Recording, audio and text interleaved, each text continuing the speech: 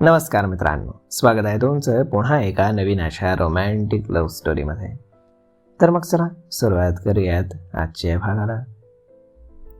You are very bad, I hate you. ग्रीशा रडत गाथाला मारू लागली. चुप बसा, नाहीतर फटके दे ना. गाथा अतिशय चिडून रागाने तिच्यावर हात उचलून म्हणाली आणि ग्रीशा अजूनच घाबरली. गाथा, समीर लगेच तिथे येत बोलला. डॅड. ग्रीशानं त्याला पाहून पुन्हा सूर काढला. काय झालं, एवढी का तापलीस तिच्यावर? समीर गाथावर ओरडला. माऊ इज बॅड गर्ल, नेहमी मला लागवते. ग्रीशा त्याच्या खांद्यावरती आपला चेहरा ठेवून रडत बोलली. त्यानं तिच्या पाठीवर थोपटत गाथा आणि मायाकडे पाहिलं की काय झालं या आविर्भावात. त्या डॉक्टरकडे जायचं म्हणून हट्ट करतेय, माया बोलली आणि समीर काय ते समजून गेला. कम डाऊन, आपण माऊला रागवू हा. समीर ग्रीशाला पाठीवर थोपटत इकडे तिकडे फिरत बोलला. गाथा चेअरवरती शांत बसून होती. आज पहिल्यांदाच ती तिच्यावरून इतकं रागावली होती. 5 मिनिटं असेच गेले. समीरने सत्यमकडे पाहिलं तर त्याच्याही डोळ्यात पाणी होतं. ग्रीशाचं रडणं आणि गाथाचं रागावणं पाहून तोही घाबरला होता आणि रडका फेस करून सगळ्यांना पाहत होता. अरे तुम्ही आज पहिल्यांदाच ऑफिसमध्ये आलाय, कुछ पार्टी हो जाए. सत्यम, तू काय खाणार?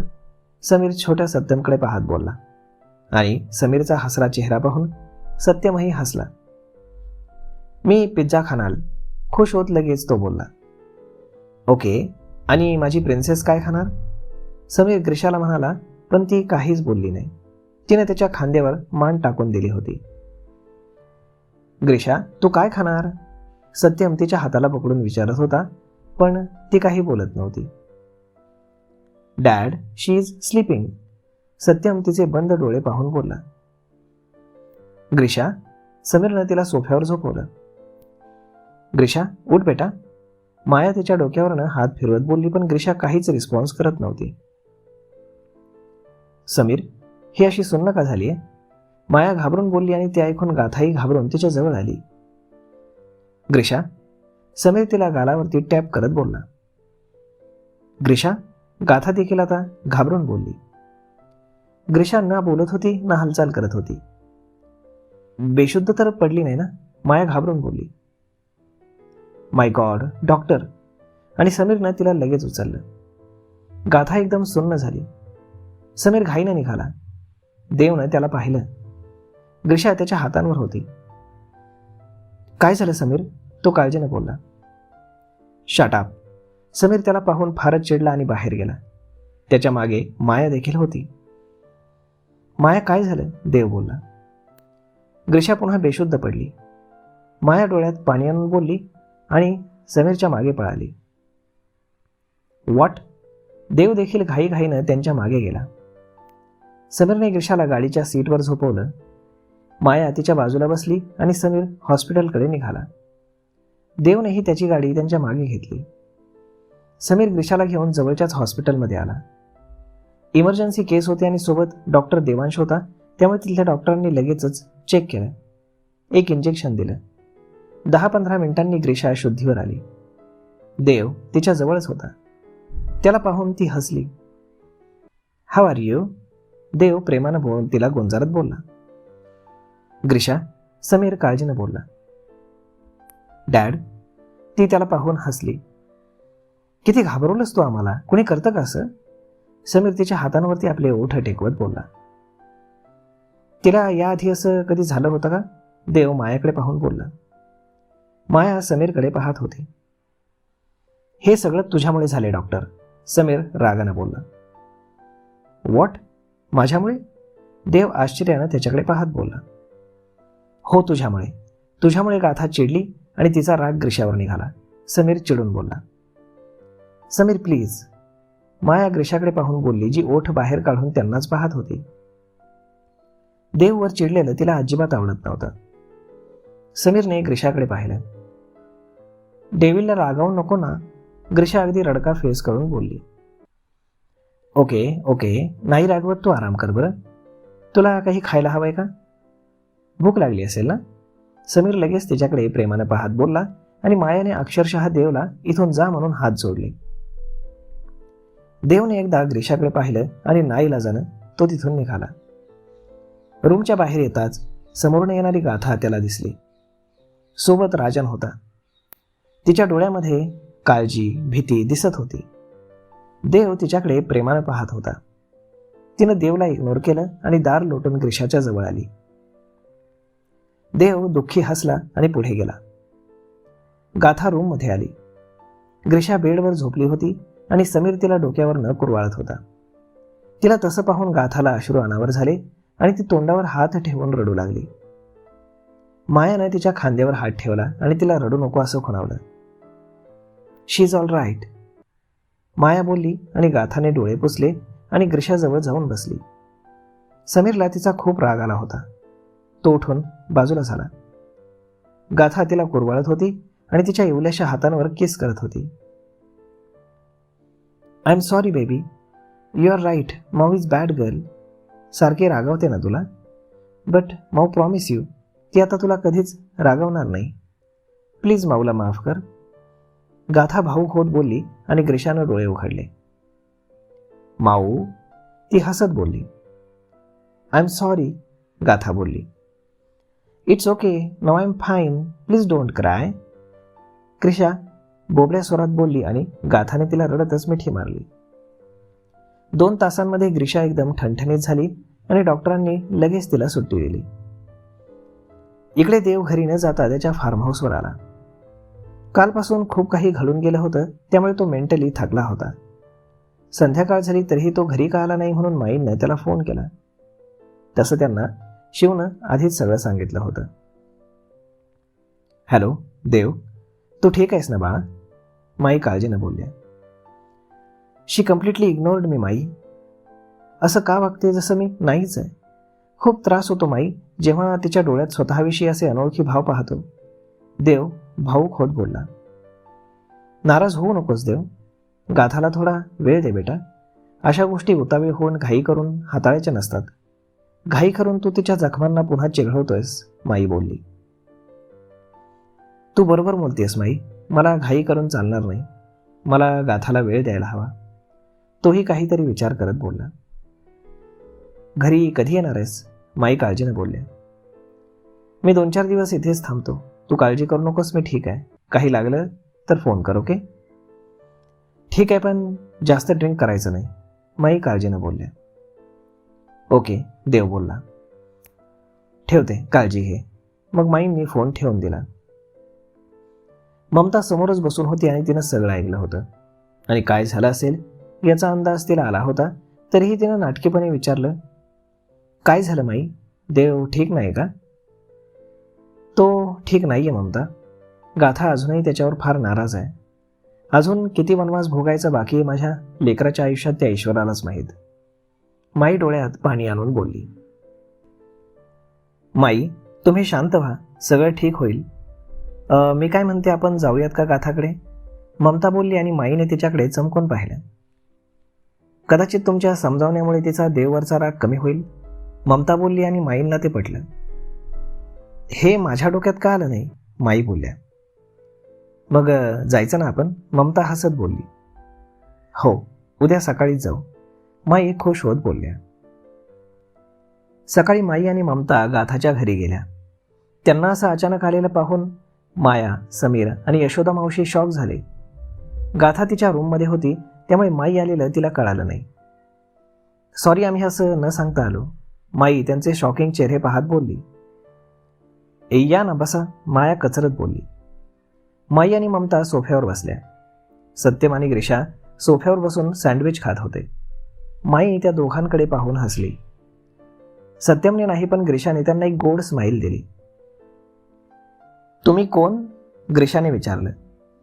मी माई. आणि तुझं नाव काय? ग्लीशा, ती खात खात बोलली, पण माईला कळालंच नाही. ग्रीशा माझी मुलगी आहे, माया लगेच बोलली. अगं हो का, गोड आहे फार. हे घे तुला. माईंनी 500ची एक नोट काढून ग्रीशाला दिली.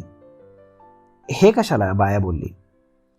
आमच्याकडे जेव्हा बाळाला पहिल्यांदा भेटतात ना, तेव्हा शगुन द्यायची पद्धत आहे, आशीर्वाद म्हणून असू दे, माई बोलली आणि समीरने त्यांच्याकडे पाहिलं. मग त्यानं ठेव असं खुणावलं. ग्रीशा त्या नोटेला आलटून पालटून पाहत होती. मॉम, व्हॉट इज दिस? ग्रीशानं विचारलं. मनी, सत्यम बोलला. असे कसे? ग्रीशा कपाळावर आठ्या पाडून त्या नोटेकडे पाहत बोलली. This is Indian rupee Grisha, Sameer बोलला. ओह, ती पुन्हा हसली. How much? तिनं माईकडे पाहून विचारलं. 500 मीन्स 500 पाऊंड. सत्यम ती नोट पाहत बोलला. त्याला त्यावरचा नंबर तेवढा कळाला. इंडियामध्ये पाऊंड नाही, रुपीज म्हणतात, समीर बोलला. मीन्स? सत्यम बोलला. माई त्या दोघांकडेही कौतुकानं पाहत होती आणि त्यांचं बोलणं पाहून चेहऱ्यावरती त्यांच्या हसू आलं. ते तुला स्कूलमध्ये शिकवतील. जा, तुमच्या रूममध्ये जा. यशोदा मावशी, यांना घेऊन जा. मायानं त्यांना घेऊन जायला सांगितलं. खूपच हुशार आहे तुमची मुलं, माई मायाला म्हणाली. तुम्ही इथे का आलायत? समीर गंभीर आवाजात त्यांना बोलला. मला गाथाला भेटायचं आहे, माई बोलल्या. ती घरी नाही आहे, समीर लगेच बोलला आणि मायाने समीरकडे पाहिलं. एवढ्या सकाळी सकाळी कुठे गेली? ममता बोलली.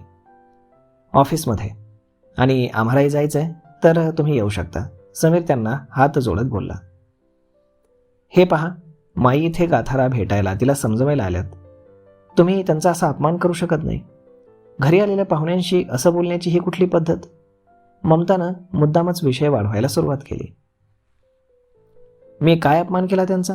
सरळ साध्या शब्दात सांगितलं की गाथा घरी नाहीये आणि आम्हालाही कामासाठी बाहेर जायचंय आणि तुम्ही न सांगता आमच्या घरी आलेला आहात. आम्ही बोलावलं नव्हतं तुम्हाला. मुळात तुम्ही आलात कशाला? तुमचा आणि आमचा काहीही संबंध नाही. सो प्लीज तुम्ही जाऊ शकता. आम्हाला भरपूर महत्त्वाची कामं आहेत, समीर चिडून बोलला. तुम्हाला काय म्हणायचंय? आमच्याकडे फालतू वेळ आहे आणि तुमच्या घरी येऊन आम्ही पाहुणचार करून घ्यायला आलोय, ममता बोलली. ममता, 1 मिनिट. माई तिला शांत राहा असं म्हणत होत्या. नाही माई, तुमचा असा अपमान मी अजिबात सहन करणार नाही. समजतात कोण हे स्वतःला? द ग्रेट देवांश देसाई यांच्या आजी आहात तुम्ही. अशा कशा वाटल्या तुम्हाला यांना कोणी? आणि अशी हीन वागणूक देतात का? वाद वाढवण्यासाठी ममता मुद्दामच मोठा आवाज करत म्हणाली. माझं बोलणं जर तुमच्या इतकंच जिव्हारी लागलं असेल तर मग अशा उभ्या का? निघा की. समीरही फार चिडला होता. त्यांचा तो गोंधळ ऐकून गाथा रूमच्या बाहेर आली आणि गोंधळून सगळ्यांकडे पाहत होती. गाथा? तिला पाहून माई खुश होत बोलली आणि गाथा त्यांना असं समोर पाहून शॉक झाली. तुम्ही तर म्हणालात की गाथा घरी नाहीये, मग ही कोण? ममता बोलली. तिला तुमच्याशी बोलायचं नाही, निघा आता, समीर बोलला. गाथा बाळा. माई प्रेमानं डोळे भरून तिच्याकडे पाहत होत्या. माईंना पाहून गाथालाही फार आनंद झाला, परंतु परिस्थितीची जाण होती तिला आणि तिचा आनंद लगेचच मावळला. ती निर्विकार चेहऱ्याने त्यांना पाहू लागली. गाथा बाळा, कुठे होतीस तू? या म्हातारीवर पण रागावलीस का? माई गहीवरून तिला मिठी मारत बोलल्या आणि गाथाचाही डोळे पाण्यानं भरले. 4 वर्षांपासून देव तुला शोधतोय, तुझ्या आठवणीत झुरतोय बाळा, माई रडत बोलल्या. माई, तुम्ही? गाथा काही बोलणार की ममता त्यांच्याजवळ आली. माई, तुम्ही का रडताय? हिची सगळी कारस्थानं पोटात घालून देव हिला शोधत होता आणि हिला पहा, हिच्याकडे पाहून वाटत सुद्धा नाही की हिला तुमची आणि देवची कधी आठवण आली असेल, ममता गाथाला निहाळत बोलली. आता मात्र अति होतंय. आमच्याच घरी येऊन माझ्या बहिणीवरती आरोप करताय तुम्ही, माया रागानं ममताला बोलली. काय खोटं बोलले मी? जे काही झालं त्याला गाथा पूर्णपणे जबाबदार होती. देवकडे त्याचे पुरावे आहेत आणि तुम्ही तिची बाजू घेऊन आम्हालाच बोलताय.